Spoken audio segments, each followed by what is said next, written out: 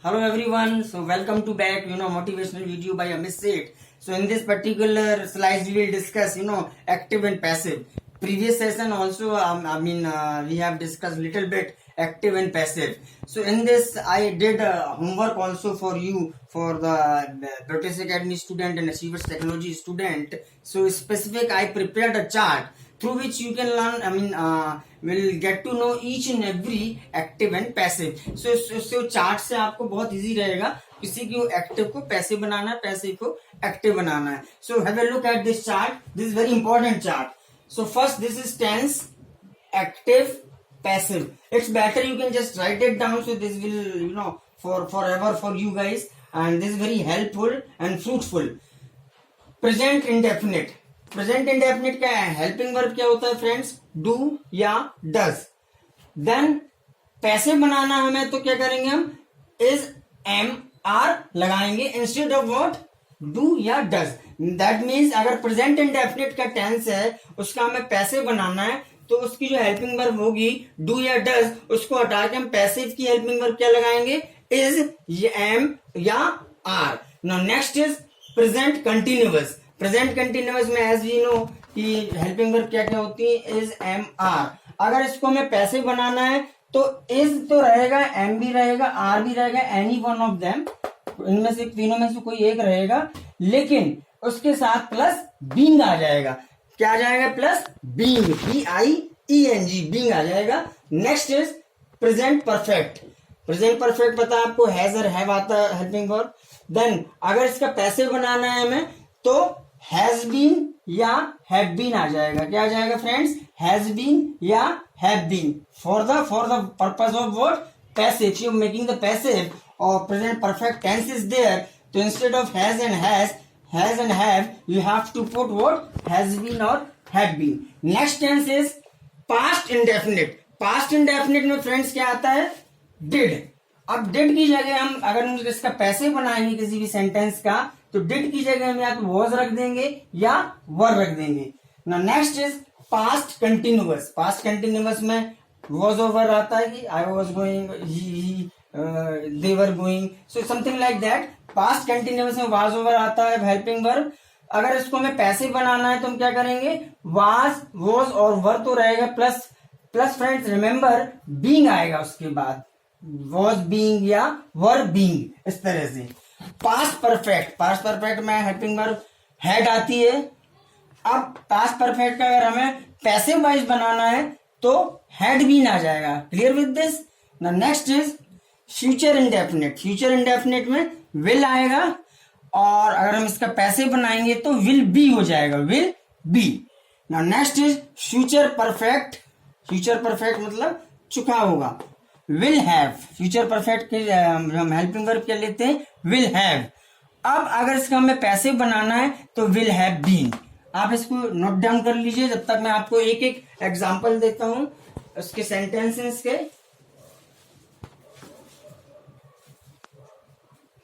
Present indefinite का एक मैं ले लेता हूं सेंटेंस, साथ साथ आप नोट करते रहिए और मैं एक एक एग्जांपल भी ले लेता हूं so that the things will be cleared. आपको मेरे द्वारा भेजा जाता है, ये प्रेजेंट इंडेफिनिट का सेंटेंस है. यू आर सेंट बाय मी, ये क्या है? पैसिव.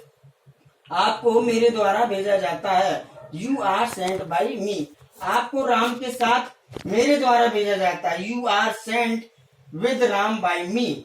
आपको भेजा जाता है, you are sent. Letter Ram के द्वारा लिखा जा रहा है, द लेटर इज बीइंग, क्योंकि कंटिन्यूअस में मैंने बताया था इसके साथ क्या आएगा? बीइंग आएगा.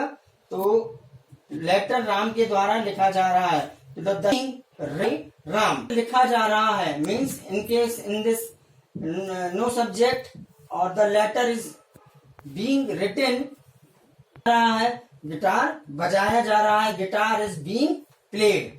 ना प्रेजेंट परफेक्ट का हम देखें तो present perfect object plus verb की third form plus by plus है, तो उसकी जगह हम क्या लगा देंगे? पैसिव बनाना है तो हैज बीन और हैव बीन लगा देंगे. एक एग्जांपल लेते हैं, उसके द्वारा फिल्म देखी गई है या देखी जा चुकी है. The film has been seen by him.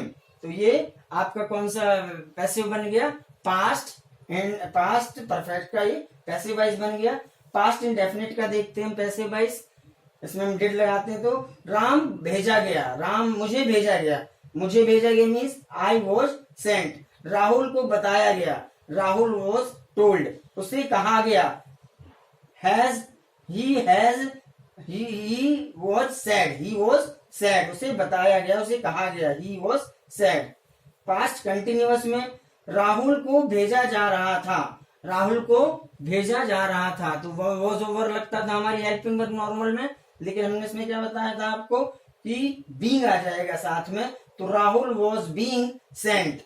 मुझे पापा के द्वारा डांटा जा रहा था, I was being scolded by dad, I was being scolded by dad. Guitar बजाया जा रहा था, the guitar was being played, the guitar was being played. तो एक टेंस आपने देखे होंगे। अब हम देखेंगे पास्ट परफेक्ट। पास्ट परफेक्ट में हमारा क्या था, हैड था, हैड से क्या होगा, अब हैड बीन लग जाएगा। जैसे राम के द्वारा गिटार बजाया जा चुका था या बजाया गया था, the guitar had been played by Ram, ये पास्ट परफेक्ट का हो गया।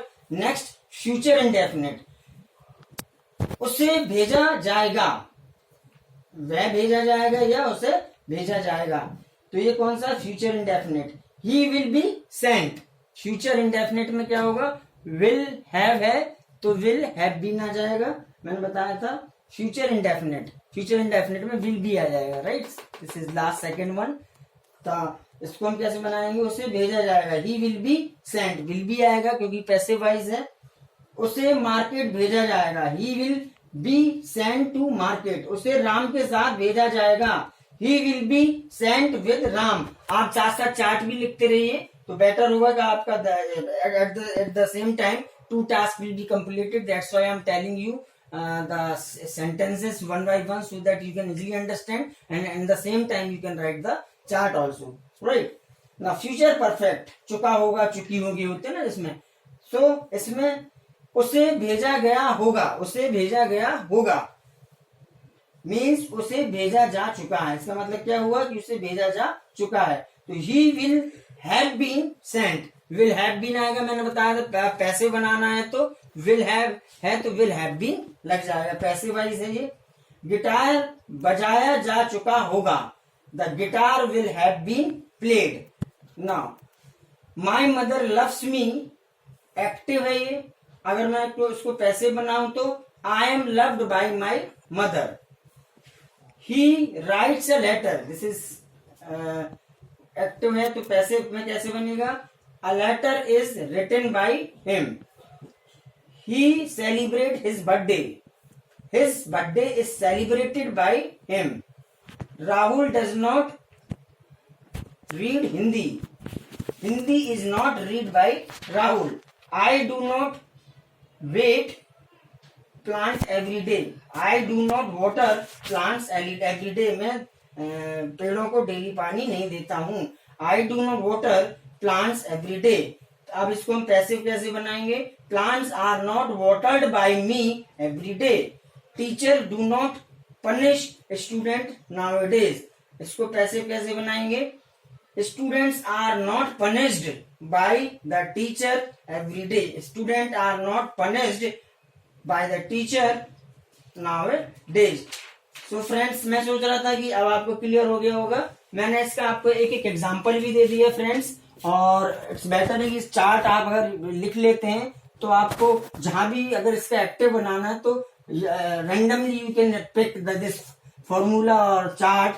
तो क्योंकि this is very summary of so many books are there in one page. I did the homework for this, so सारा एक्टिव पैसे इसी में आ गया, चाहे whether we are talking about present indefinite, present continuous, present perfect, past indefinite, past continuous, past perfect, future indefinite, future perfect. तो जहां पे helping verb will have लगनी है फ्यूचर परफेक्ट में, हम क्या लगा देंगे, पैसे बनाएंगे तो विल हैव बीन, विल है तो विल बी, हैड है तो हैड बीन, वॉज वर है तो वॉज और वर के साथ प्लस में हम क्या लगा देंगे फ्रेंड्स, बीइंग। डिड है तो वॉज वर लग जाएगा, हैज हैव है तो हैज बीन, हैव बीन लग जाएगा। इज आर एम है तो is are am plus being लग जाएगा। डू या डज है तो इज आर एम लग जाएगा friends. So I think active and passive थोड़ा बहुत आपको क्लियर हुआ होगा और इस चार्ट से आपको काफी हेल्प मिलेगी।